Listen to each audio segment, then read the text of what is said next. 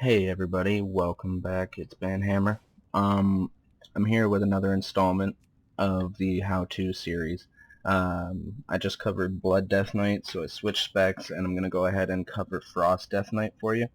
So without further ado, we're going to go and cover talents first, then glyphs, then we're going to go ahead into Keybindings, which I showed you in the last video. Won't change very much, just the placement of skills will. And then I'm going to go ahead and show you rotation and survivability, and then that'll be it. So without further ado, let's get right into it. So for your talents, you can refer to the blood guide. For the talents, they're pretty much the exact same, but instead of desecrated ground, we're taking remorseless winter, and we're taking it for a reason, so I'll show you that later. So for those who didn't watch the Blood Death Knight video, I will have an annotation up in the top right now, and you should go ahead and watch that. Okay, so Plague Bearer for the level 56, level 57 talent Lichborn, 58 talent Asphyxiate, 60 Rune Empowerment, 75 Death Pact, 90 Remorseless Winter, and then 100 we're taking Necrotic Plague again. Okay, so the glyphs. I took Icy Touch, so it dispels helpful magic effects from the target. So it's really helpful against priests and stuff like that. If you hit them with that, it'll take the bubble away. Well, it has a chance to take their bubble away. Glyph of Empowerment. Your Empower Rune weapon also heals you for 30% of your maximum health. So that's really good because obviously Frost, we get our shit kicked in pretty easy. Glyph of Runic Power. So whenever you're struck by a movement impairing effect, you will generate 2 Runic Power for 1 second or for 5 seconds. Every 1 second for 5 seconds, sorry. And just like minor glyphs, I don't really give a fuck about them. I always keep Resilient Grip, so if the Death Grip fails, like if they're immune to it or whatever, then the Resilient Grip will reset the cooldown for your Death Grip. Okay, so we just went over talents and glyphs, so let's go ahead and cover skill placement. So all my Keybindings are exactly the same from the last video, from the Blood Death Knight video. So if you'd like to actually see me go in depth about the Keybindings and stuff like that, I'll have an annotation top right again to the Blood Death Knight video, but the annotation in the top right this time will bring you right to where I'm talking about Keybindings. So if you need help with Keybindings, definitely go and look at that video and come back to this one. Okay, so RGF is going to stay the exact same, just like they were before. So R is Blood Boil, G is Death Grip, F is Death Strike.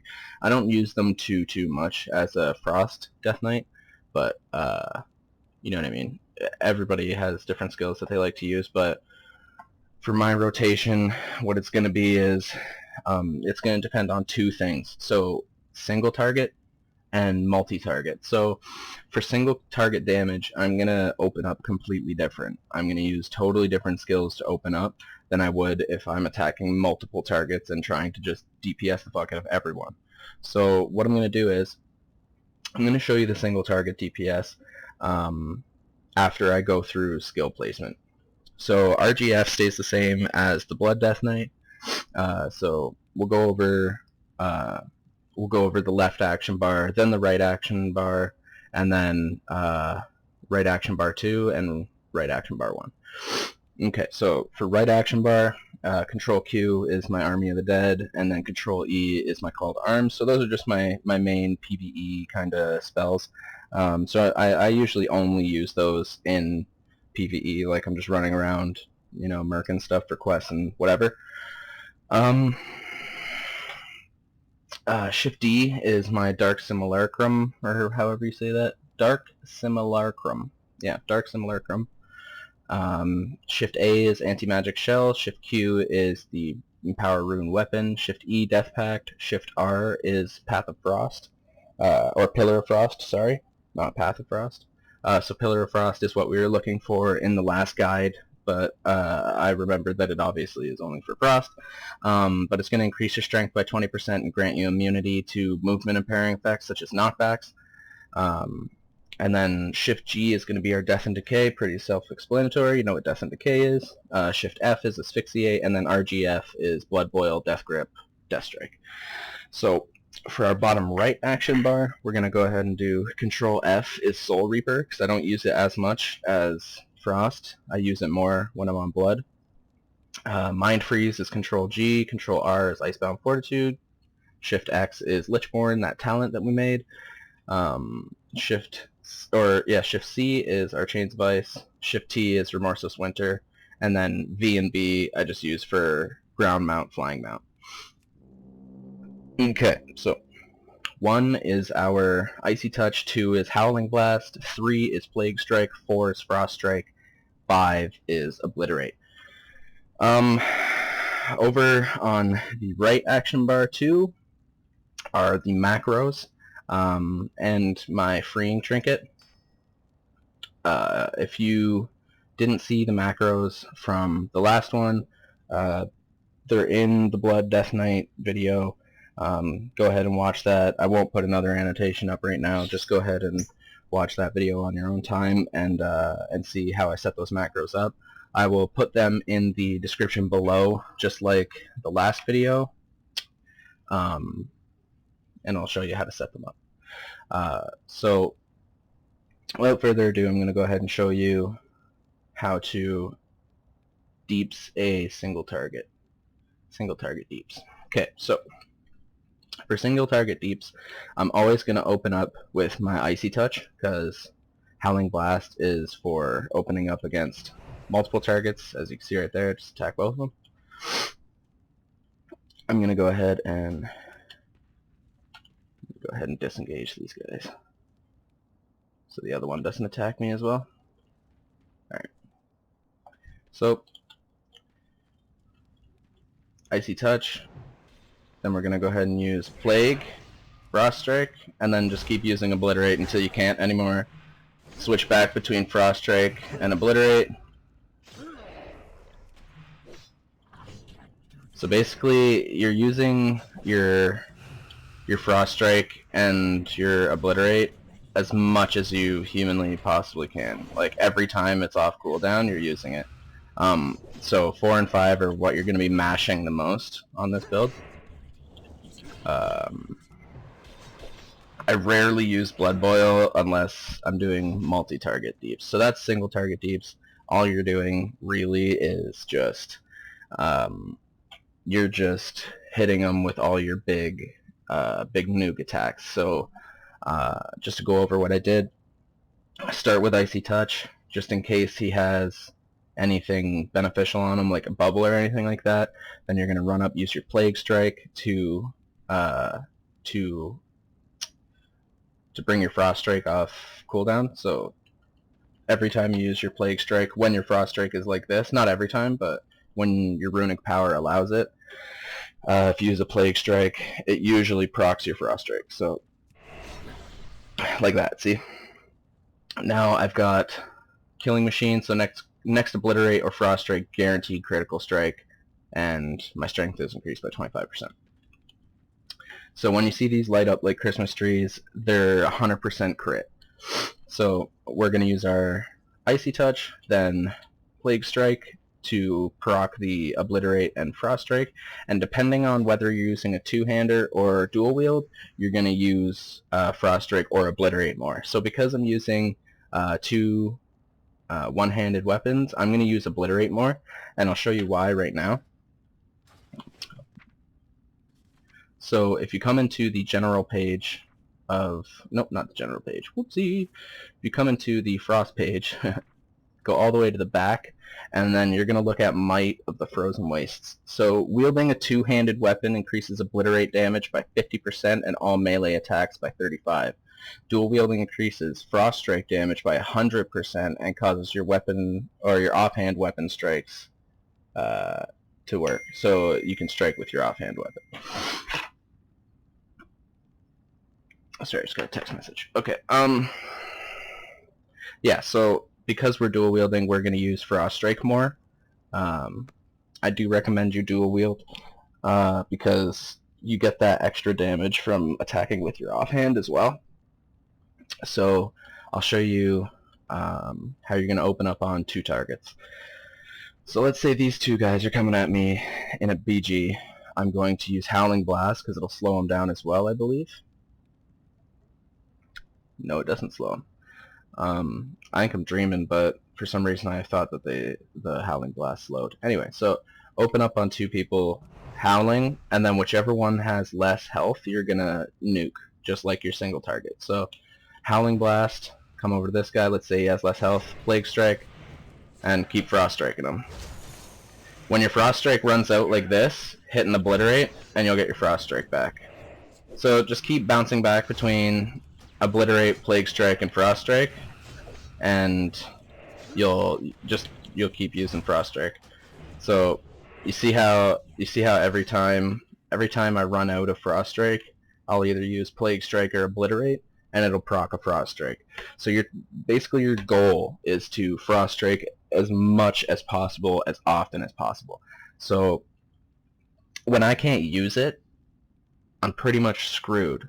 So that's why your rune, Empower Rune weapon comes into play. So instantly give you 25 more runic power. So we'll open, and I'll just show you. So Frost Strike, Obliterate, Frost Strike, Plague Strike, Frost Strike. See, I'm out, I can't use anymore.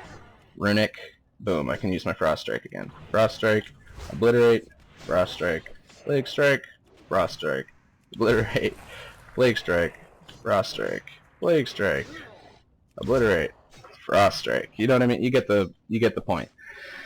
So basically, you're consistently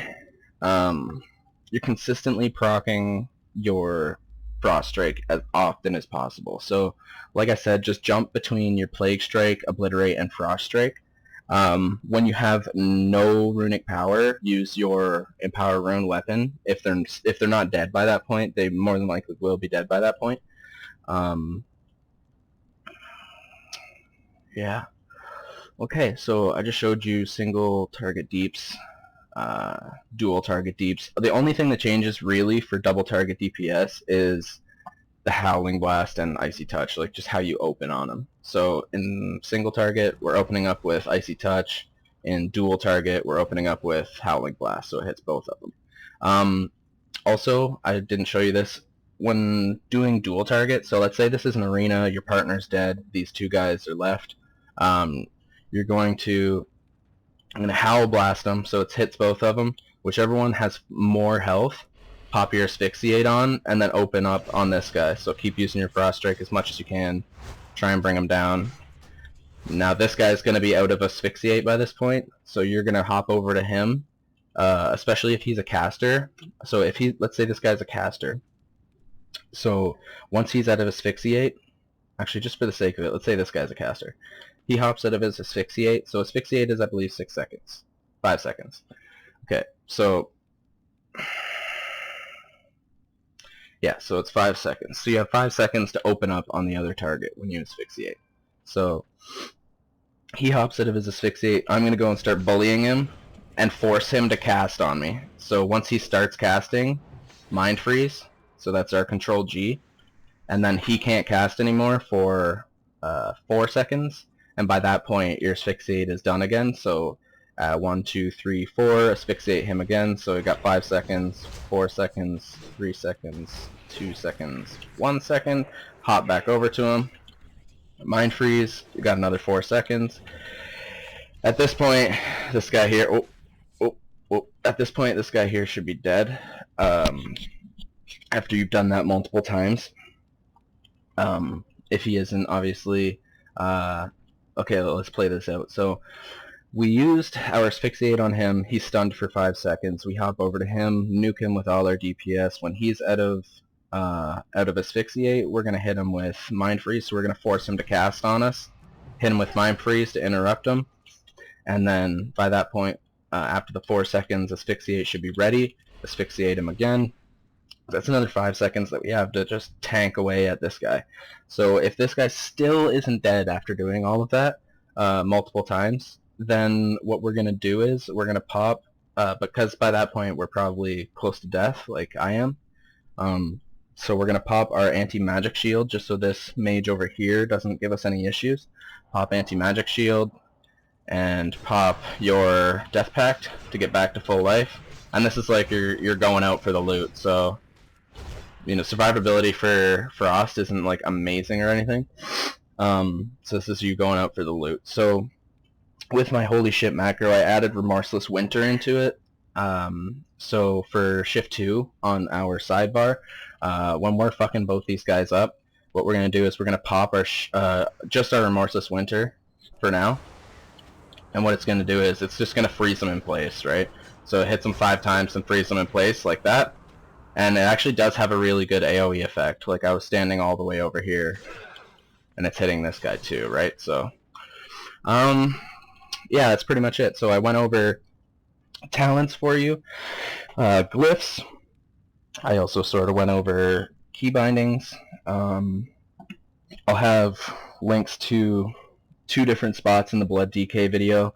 One will be the Blood DK talent tree, and then one will be the Blood DK video where I went over setting up your key bindings. So if you do need help with the key bindings, it'll be over in the top right now, as well as the talent tree for the blood setup, just so you can see like how it feels, and like if you do like blood better, which after playing Frost for a very long time, I do start to like blood better. Just for 2v2s, like I do find that survivability is a little better for blood, obviously, because you're a tank, but you do get focused more as a tank rather than as Frost. So, like I said, we went over talents, we went over glyphs, we went over skill placement, we went over rotation for 2 types of different attacks. So we went over rotation for single target attacking, and I went in depth for double target attacking. So if you'd like for me to rewind the video to double target attacking, it'll be up in top left right now, and then under that will be the link to the single target attacking in this video, just so you don't have to go and look for it, just making it a little easier for yourself. Down in the description below, I will have the setup for these macros, which also I have set up in the Blood Death Knight video, and a link to that will be up in the top right with the Blood DK annotations. But yeah, I think that's pretty much all I can show you for Frost, guys. I don't have much else I can show you for Frost, because it is pretty well the same. It's just the way you're playing is just a tiny bit different. Like I found that all the Death Knight or specs are very similar. It's just the way that you play them that's different. So yeah, I'll be coming out with a new video sometime soon, so keep your eyes open for that. It will be on the garrison and the way to set it up for your current professions, so I'll be starting that series soon.